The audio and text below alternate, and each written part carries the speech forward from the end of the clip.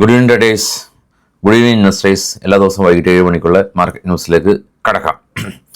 നിഫ്റ്റിയും സെൻസെക്സും ഇന്നൊരു profit booking കണ്ടു. Globally നോക്കുകയാണെങ്കിൽ ഗ്ലോബൽ മാർക്കറ്റ് ഇപ്പോൾ ട്രേഡ് ചെയ്യുന്നത് വലിയ പ്രശ്നങ്ങളില്ലാതെയാണ്. US മാർക്കറ്റിനെ മൂഡീസ് ഡൗൺഗ്രേഡ് ചെയ്തിരുന്നു. അത് മാറ്റി നിർത്തിയാൽ ഗ്ലോബലി പ്രശ്നങ്ങളൊന്നുമില്ല. പക്ഷേ ആ ഒരു കാരണം കൊണ്ട് ഇന്നലെ US മാർക്കറ്റ് പോലും ഫോൾ ആയിരുന്നില്ല. ഇന്നലത്തെ സ്ലൈറ്റ്ലി ഒരു ഇടിവിന് കാരണം FISന്റെ സെല്ലിംഗ് ആയിരുന്നു. കാരണം ഇന്നലെ നമ്മുടെ മാർക്കറ്റ് ക്ലോസ് ചെയ്തതിനു ശേഷം FIS DIs ഡേറ്റ വന്നത് ശേഷമാണ് നമ്മൾ മനസ്സിലാക്കിയത് രണ്ടുപേരും സെല്ലേഴ്സ് ആയിരുന്നു. ഇന്നത്തെ ഡേറ്റ വന്നിട്ടില്ല.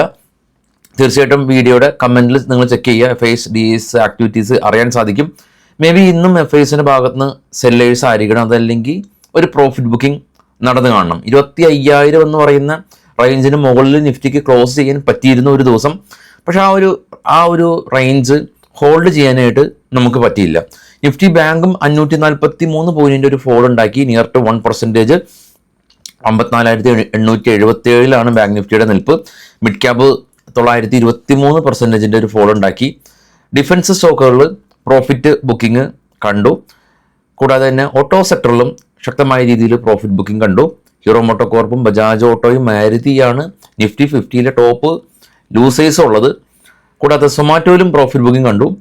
ഈ ഡിഫൻസ് സെക്ടറിൻ്റെ കാര്യം എടുക്കുമ്പോൾ ഡിഫൻസ് സെക്ടർ മാത്രമല്ല, കൊച്ചിൻ ഷിപ്പ്യാർഡും ആർവിനിൽ കഴിഞ്ഞ 2 ദിവസമായിട്ട് ആർവിനിൽ ശക്തമായ റാലി രേഖപ്പെടുത്തിയിരുന്നു.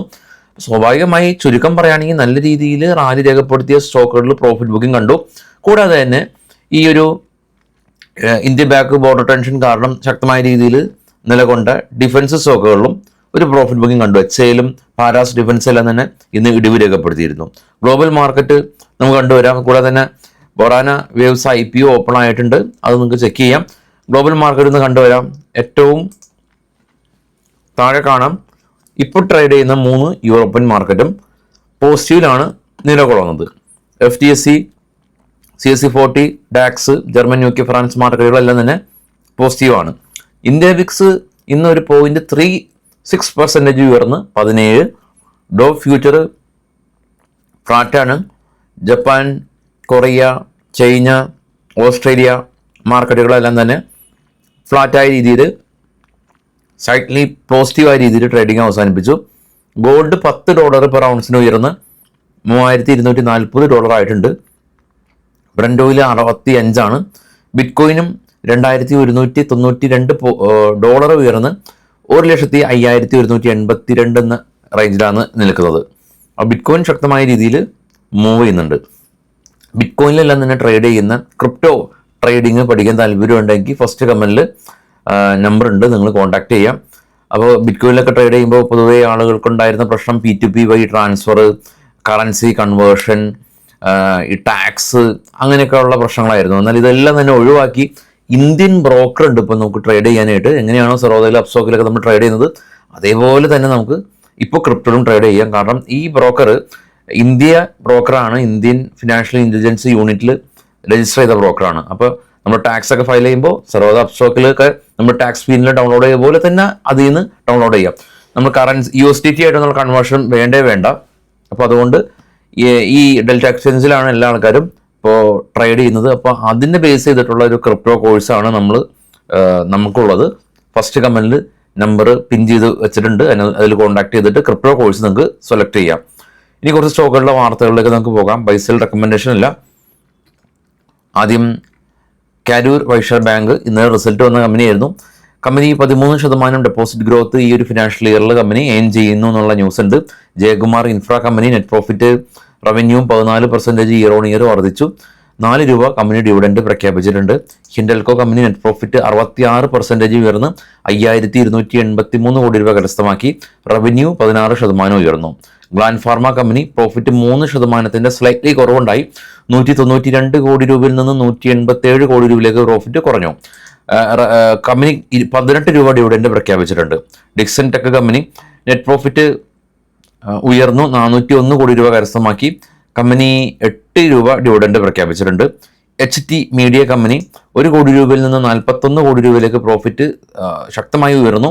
കമ്പനി ഓൾമോസ്റ്റ് അപ്പർ സർക്യൂട്ട് ആയിട്ടുണ്ട് എന്ന് 20% റാലി. മാൻ ഇൻഫ്ര കമ്പനി ₹64 കോടി നിന്ന് ₹76 കോടി പ്രോഫിറ്റ് ഉയർത്താൻ പറ്റി.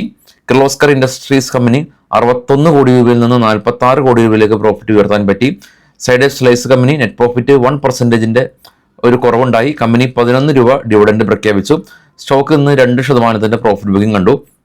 ഫൈസർ കമ്പനി 253 കോടി രൂപയിൽ നിന്ന് 331 കോടി രൂപയിലേക്ക് പ്രോഫിറ്റ് ഉയർത്തി. കമ്പനി 100 രൂപ ഡിവിഡൻഡ് പ്രഖ്യാപിച്ചിട്ടുണ്ട്. വേൾപൂൾ ഇന്ത്യ കമ്പനി 77 കോടി രൂപയിൽ നിന്ന് 119 കോടി രൂപയിലേക്ക് പ്രോഫിറ്റ് ഉയർത്താനായിട്ട് പറ്റിയിട്ടുണ്ട്. ഇനി ഇത് ഗ്ലോബൽ, നേരത്തെ ന്യൂസിൻ്റെ ആദ്യം കണ്ട പോലെ തന്നെ ഗ്ലോബലി പ്രശ്നങ്ങളൊന്നും തന്നെ ആസ് ഓഫ് നൗ ഇല്ല.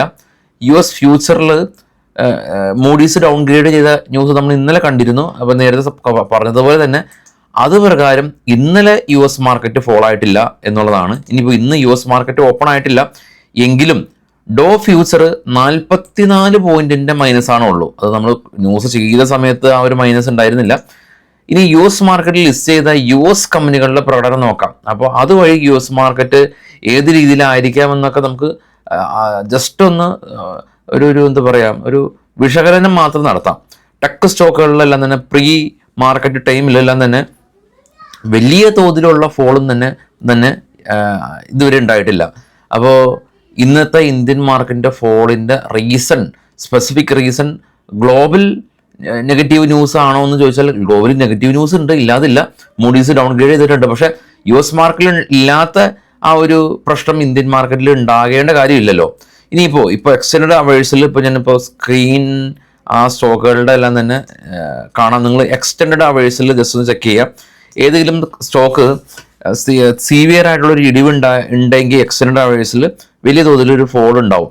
അപ്പോൾ അത്തരത്തിൽ അസഞ്ചറോ എൻവിഡിയോ ആമസോണോ ഗൂഗിളോ ആപ്പിളോ ഒന്നും തന്നെ വലിയ പ്രശ്നങ്ങളൊന്നും തന്നെ സൃഷ്ടിക്കുന്നില്ല. നെഗറ്റീവ് ആണെങ്കിൽ കൂടിയും ഇങ്ങനെ ഒരു വലിയ പ്രശ്നങ്ങളൊന്നും ഇല്ലാതെ പോകുന്നുണ്ട്. അപ്പോൾ അതിനർത്ഥം ഇപ്പോൾ US മാർക്കറ്റിൽ നിന്ന് പ്രോഫിറ്റ് ബുക്കിംഗ് ഉണ്ടാകുമെന്ന് അല്ല, ഇതുവരെ US മാർക്കറ്റിൽ പ്രശ്നങ്ങളൊന്നും ഇല്ല കാണാൻ സാധിക്കുന്നുണ്ട് എക്സ്റ്റൻഡ് മാർക്കറ്റ് വൈസിൽ നമുക്കത്. ഇനിയിപ്പോൾ ഇന്ത്യൻ മാർക്കറ്റ് നമുക്കറിയാവുന്ന പോലെ തന്നെ ഈ ട്രംപിൻ്റെ ഇഷ്യൂ കാരണം, അല്ലെങ്കിൽ ഇന്ത്യ പാക് ബോർഡർ ടെൻഷൻ കാരണം, ബോർഡർ ടെൻഷൻ ഇല്ല അല്ലെങ്കിൽ യുദ്ധം സീസ് ഫയറൊക്കെ പ്രഖ്യാപിച്ച ദിവസം 900 പോയിന്റ് നിഫ്റ്റി റാലി രേഖപ്പെടുത്തിയത് ഒരു സിംഗിൾ ഡേ കൊണ്ട്. അപ്പോൾ അതിൻ്റെ പ്രോഫിറ്റ് ബുക്കിംഗ് സ്വാഭാവികമായിട്ട് നടത്തി. അത് തന്നെ ഏറ്റവും കൂടുതൽ മുകളിലേക്ക് പോയത് ഡിഫൻസ് സ്റ്റോക്കുകളായിരുന്നു. അപ്പോൾ അതിലൊരു പ്രോഫിറ്റ് ബുക്കിംഗ് സ്വാഭാവികമായിട്ടും ഇന്നുണ്ടായി എന്ന് വേണം കരുതാൻ. ഇനി അതല്ല, ഈ മൂഡീസിൻ്റെ ഡൗൺഗ്രേഡ് ഇഷ്യൂ കാരണം US മാർക്കറ്റിൽ ആക്ച്വൽ പ്രോഫിറ്റ് ബുക്കിംഗ് ഉണ്ടാകുകയാണെങ്കിൽ അതും ആ സമയത്ത് ഇന്ത്യൻ മാർക്കറ്റിനെ റിഫ്ലക്റ്റ് ചെയ്യും. കാരണം 46,000 കോടി രൂപയാണ് ഇന്ത്യൻ മാർക്കറ്റിൽ FISും DISും ഈ മെയ് മാസം ബൈ ചെയ്തിട്ടുള്ളത്. സ്വാഭാവികമായ രീതിയിൽ ഇന്ത്യൻ മാർക്കറ്റിന് മുകളിലേക്ക് കൊണ്ടുപോയിട്ടുള്ളത് അവർ തന്നെയാണ്. അപ്പോൾ അവരുടെ ഭാഗത്തുനിന്നുള്ള ആക്ടിവിറ്റി നമ്മൾ കീനായിട്ട് വാച്ച് ചെയ്യേണ്ടതായിട്ടുണ്ട്. അവർ ബയേഴ്സ് ആണെങ്കിൽ ഇപ്പോൾ യുദ്ധസമയത്ത് പോലും മാർക്കറ്റിന് എത്രയോ പേര് ഷോർട്ട് ചെയ്തു. FIS ബയേഴ്സ് ആയിരുന്നു, മാർക്കറ്റ് കയറിപ്പോയി, ഷോർട്ട് ചെയ്ത ആളുകൾക്ക് നഷ്ടം വന്നു. അതുപോലെ തന്നെയാണ് FISൻ്റെ ആക്ടിവിറ്റീസാണ് ഏറ്റവും ക്രൂഷ്യലായ ഒരു ഫാക്ടർ ഉള്ളത് ഇന്ത്യൻ മാർക്കറ്റിൽ മൂവ്മെൻറ്റിനെ സംബന്ധിച്ച്. എനിവേ നാളെ രാവിലെ പ്രീ മാർക്കറ്റ് സെക്ഷനായിട്ട് എത്താം. Thank you.